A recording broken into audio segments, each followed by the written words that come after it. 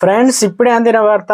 పట్టా pass పుస్తకంపై CM Revanth Reddy సంచలన నిర్ణయం, కొత్త రూల్స్ అంటూ వార్తలు అయితే వినిపిస్తున్నాయి. దీనికి సంబంధించి వివరాలు చెప్పడానికి వీడియో చేయడం జరుగుతుంది. చాలా మంది వీడియో వస్తున్నారు కానీ సబ్స్క్రైబ్ చేసుకో మర్చిపోతున్నారండి. దయచేసి ఛానల్ సబ్స్క్రైబ్ చేసుకొని బెల్ ఐకాన్ ఆల్ పైన ట్యాప్ చేయండి. ఇటువంటి ఇంపార్టెంట్ ఇన్ఫర్మేషన్ మిస్ అవ్వకుండా మీ ఫోన్ నోటిఫికేషన్ రూపంలో వస్తుందండి.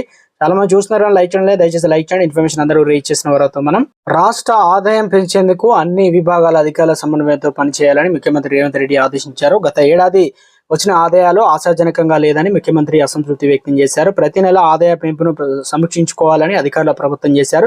బడ్జెట్లో పొందుపరిచిన వార్షిక లక్ష్యాలను చేరుకోవాలంటే మంత్లీ టార్గెట్ను నిర్దేశించుకొని రాబడి సాధించేందుకు కృషి చేయాలని అధికారులు ఆదేశించారు. రాష్ట్ర రాబడి పెంపుతో పాటు స్థిరాస్తి నిర్మాణ రంగాన్ని ప్రోత్సహించేందుకు వీలుగా భూముల మార్కెట్ ధరలు సవరణ జరగాలని ముఖ్యమంత్రి సూచించారు. చాలా చోట్ల భూముల మార్కెట్ విలువకు వాస్తవ క్రయ విక్రయాల రేట్లకు పొంతన లేకుండా పోవడం ప్రధాన కారణమైన చర్చ జరిగింది. అయితే గత ప్రభుత్వం 2021లో భూముల విలువను, రిజిస్ట్రేషన్ ఛార్జీలను పెంచిందని, ఇప్పటికే చాలా చోట్ల భూముల మార్కెట్ విలువకు క్రయ విక్రయదారులకు భారీ తేడా ఉందన్నారు.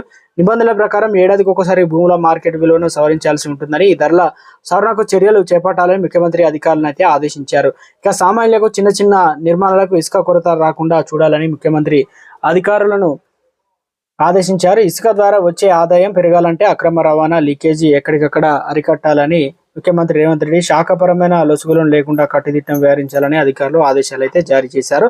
మొత్తానికి పట్టాదారు పాస్ పుస్తకం కావచ్చు, ఇక భూములు అమ్మకాలు కొనుగోలు సంబంధించి మరో కొత్త నిబంధన, కొత్త రూల్స్ అయితే వచ్చాయన్నమాట. ఇవన్నీ కూడా త్వరలోనే అమలు అయితే కాబోతున్నట్లు సీఎం రేవంత్ రెడ్డి సంచలన నిర్ణయం అయితే తీసుకున్నారు.